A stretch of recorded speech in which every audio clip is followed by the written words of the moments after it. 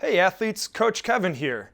Today I'm covering a couple supersets that are going to give you off-the-wall power. And what I mean by that is developing your legs so that when you push off that wall or explode off those blocks, you're going to have a lot more power, making you a lot faster at that beginning part of each length. The best coach I ever had would always remind me, it's not about who swims the fastest, but about who slows down the least. And to do that, first you have to be the fastest one leaving that wall, and then use that underwater to maintain that speed up through that breakout with good timing. And that can make you way faster for up to 15 meters per length. Obviously not all of you are going to be going that far for the majority of your lengths, but even just 6-7 yards out being faster than your competition adds up and makes a big difference. The supersets are going to work your legs really hard, and so you also need a warm-up that is appropriate as well. So whatever warm-up you're doing, make sure it's working your legs in different ways, getting a lot of those dynamic stretches in there, activating those muscles, and then just some quick explosive movements at the very end, like some plyometrics, some jumping, things of that nature. Jump squats are great, especially linking your arms into it as you jump up, making that streamline. Like all my other videos, these exercises are meant to be combined with stuff from my whole swimmer strength series, making your weekly workout routine. So don't do just these leg exercises. Make sure you're doing those hip exercises, you're doing everything else combined, giving you that total body workout, leaving no weak points in your muscular chain connecting everything.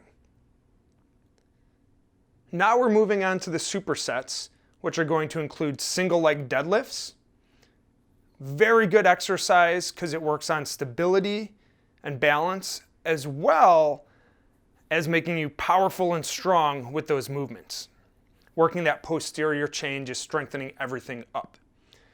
Right? How many of you have been on the blocks and leaned forward and struggled a little bit keeping that perfect balance setting up for those races? And so this is going to make you super confident, super balanced on those blocks, ready to explode off of them. Additionally, we're going to do lunge push-offs, and we're going to use a band at about knee height for that. And we're going to do single leg kickbacks, and I'm going to use a red band for that. And then a pink band doubled up for my single leg deadlifts. Remember, everyone's different with where they're at, so pick the band that's appropriate for you, allowing you to do about 16 to 20 reps minimum, and once you progress the time, exceeding past that for the time limit. Let's go ahead and get started. The single leg deadlifts, you're going to hold onto it so you've got some resistance while you're standing up. And you're going to balance on one leg, and you're going to lean forward using your non-balancing leg as like a counterweight. So watch how I do that. I'm going to lean forward and then pull back. Lean forward, pull back. These are tricky at first. I recommend finding a focal point to look at to help you keep your balance. Right? Keep your shoulders up. Don't let it pull your shoulders down. Good posture the whole time. Hinging at your hips. So especially this is important. A lot of people like to bend their backs. You need to keep your back up and then hinge at that hip using that leg as a counterweight. So again, let's go ahead and watch a few of these. And look how straight my back is, nice and upright, using that leg as a counterbalance.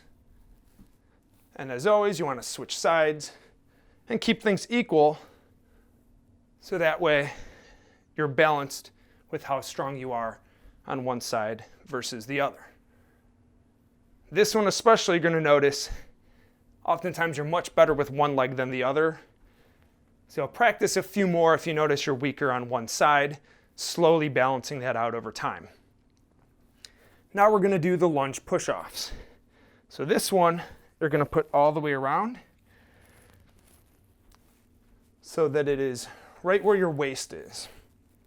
And then you're going to step back so that you've got a decent amount of resistance up here, so that as you go forward into that lunge, there's some resistance at the bottom still as well.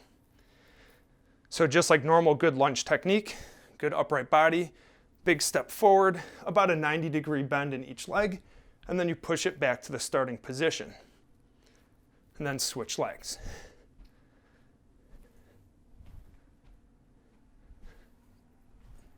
And having this anchor point pull you down a little bit as well as forward is going to create good resistance, so that when you push off, you've got to really engage and push yourself back up to that starting position. So nice and controlled, just like this.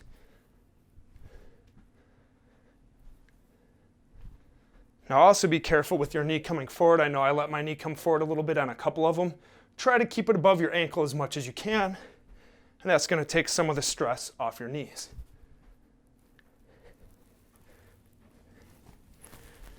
Just like core workouts, there are a ton of great workouts for your legs that don't need resistance bands. And I'm a huge fan of lunge jumps. So you just go to that lunge position, jump to the next. So I think it's good to use the lunge jumps at times. It's good to use the lunge push-offs at times.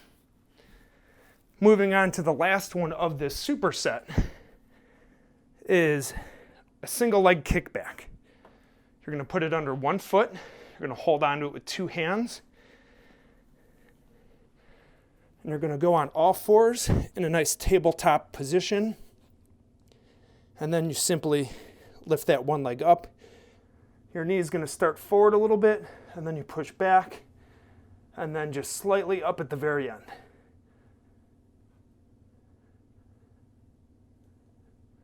Just like that.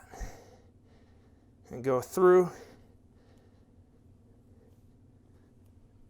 And just like the other exercise, the single leg deadlifts, you're going to switch sides and balance it out. And notice my tabletop's not the greatest here, so I'm going to adjust that, activate my core, and then go back to it.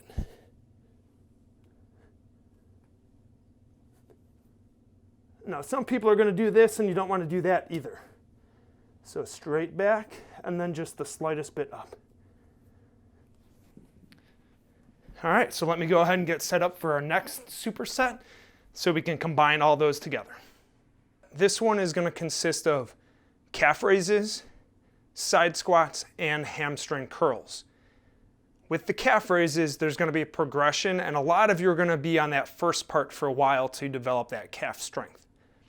And that is just using some stairs or anything that you can kind of balance on and get that range of motion with your heel going up and down. So to show you, I'm going to use this angled step so you can see my heel. You want to stand on the front part of your foot, the balls of your feet, and then lift that heel up and then let it go back down. And then you switch legs to keep it balanced. Lift the heel up and then go back down. Getting that good range of motion, but not so far that it's a painful amount that you are moving it. Keep it within your comfort range. Once you've been doing those for a while, and those start to get easy, then you progress to adding power bands, and you loop them right under that same part of your foot that you were balancing on to do the calf raises on the stairs. And you get one band under each foot. And this one is a little more time conducive. It's going to help you get through your workouts faster. And you just do the same motion with both legs, heels up, heels down. So here's what it looks like on the stairs. And it helps to kind of hold them on your feet till you get to where you want to do the workout. And then heels down, and then heels up. Down and up. And this one gets really intense. So again, progress to it. It may take you 2 or 3 months of consistently working out your calves till you'll need to do it that way to keep progressing forward from there. Now we're going to do side squats. This one was shown in another video, but I think it is worth doing a little more regularly than some of the other exercises because it's not super intense and it's a good balance of muscles that are going to help you out. So you're going to start in the middle and you'll go to one side, nice wide squat, good posture, come back up, back to the middle. And then the other side, same thing, back to the middle. And again, this is going to give you more power when you push off by allowing you to keep your knees in line when you're down like this and then pushing. Versus what some people do is they let those knees come in and they lose that power as they go to push. See a lot of swimmers when they do their starts, they're coming down and then all of a sudden I see that back knee tilt in. So this is going to strengthen that muscle that's going to hold everything straight, allowing you to apply that power very well when you push off, getting the most out of it. And then from here, we can go into hamstring curls. So you're going to put it under one foot and then around the other ankle. And so your ankle is going to be the one that lifts, bringing your heel toward your hips. And you only need to go about halfway. And then you switch legs. Let's put it around that ankle and then see if I can do this with no hands. Almost. Then around the other foot. And keep it balanced so you get to the point where you're doing the same amount on both sides and it's equally challenging.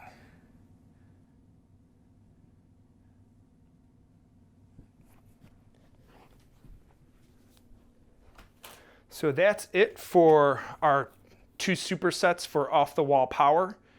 Again, combining this with the exercises from the other videos is going to give you that full body workout, applying strength across each muscle group to the next. So make sure you watch all the rest of the videos. As always, if you learned something you liked, please click like below. If you think someone else will be interested in watching this video, go ahead and share it with them and subscribe to keep getting updates on my new videos that come out. Be strong and be elite.